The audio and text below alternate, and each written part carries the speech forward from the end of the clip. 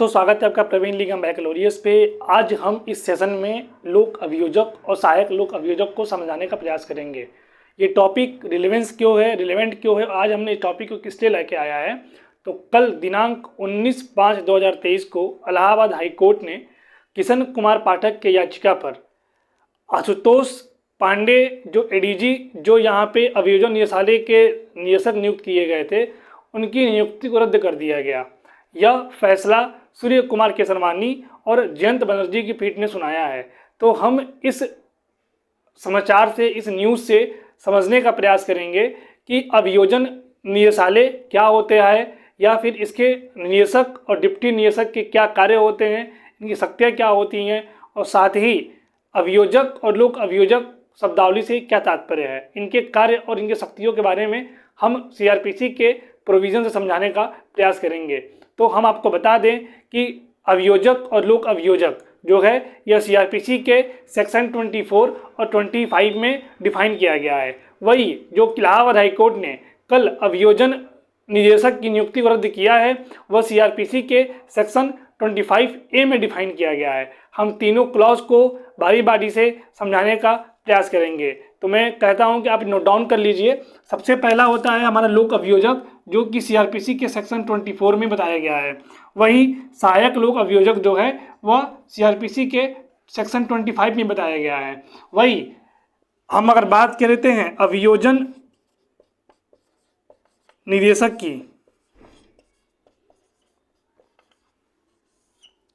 इसे बोलते हैं प्रोसिक्यूटर डायरेक्टरेट। ये सेक्शन 25A में डिफाइन किया गया है। इसी के सब क्लास 2 का ग्राउंड लेके इलाहाबाद हाई कोर्ट ने इस फैसले को सुनाया है।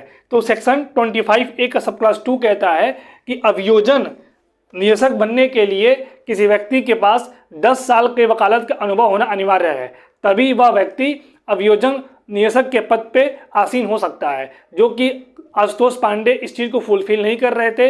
इसी के खिलाफ सूर्य प्रकाश केसरवानी और जयंत बनर्जी की पीठ ने इस फैसले को सुनाया है। साथ ही स्टेट गवर्नमेंट के महाधिवक्ता ने यह दलील दी कि यह 25A यूपी में वैलिड नहीं है, क्योंकि इसको संसद ने कानून पारित किया था और यहाँ की राज्य विधानमंडल ने इस चीज़ को पारित नहीं किया है। इस पे हाईकोर्ट ने कहा कि केंद्र की कोई भी कानून राज्य सरकार पे बाध्य होती है, इसलिए सेक्शन 25A वैलिड है, और यह कहते हुए आशुतोष पांडे की नियुक्ति को रद्द कर दिया।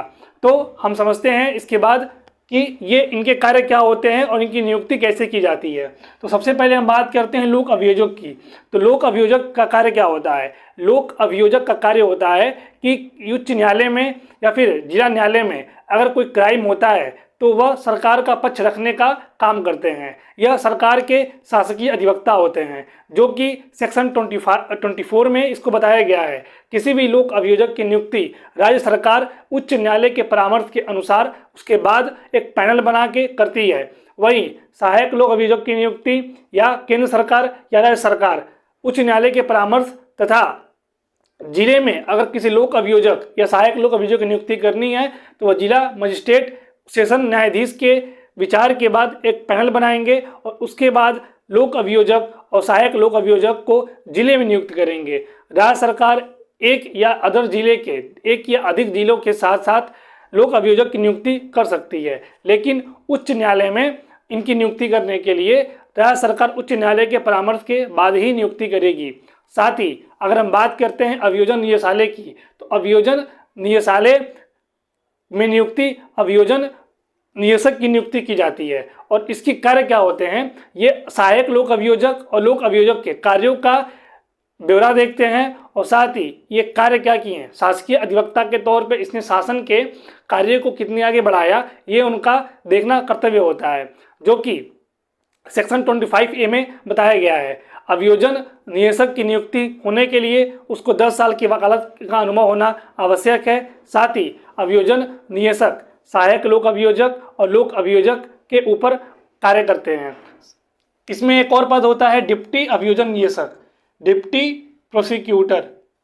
ये जो होते हैं ये सहायक लोक अभियोजक के ऊपर ऊपर होते हैं और ये डीपी के अंदर ही सहायक लोक अभियोजक कार्य करते हैं। वही अभियोजन निदेशक के अंदर लोक अभियोजक कार्य करते हैं। जितने भी उच्च न्यायालय के लोक अभियोजक हैं वह अभियोजन निदेशक के अंतर्गत ही काम करेंगे। वही जितने भी जिला यानी डिस्ट्रिक्ट लेवल के लोक अभियोजक और सहायक लोक अभियोजक हैं वह उप निदेशक के अंडर में काम करते हैं।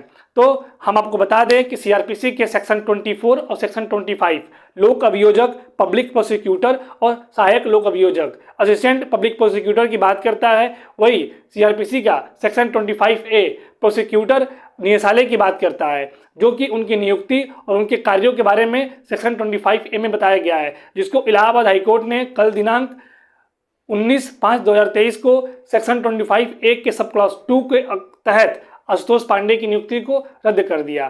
धन्यवाद। हम ऐसे ही एक नए लॉ वर्ड के साथ और नए लॉ न्यूज के साथ आपके समक्ष प्रस्तुत होंगे। लाइक करिए, शेयर करिए, सब्सक्राइब करिए। Thank you. शुभ रात्रि।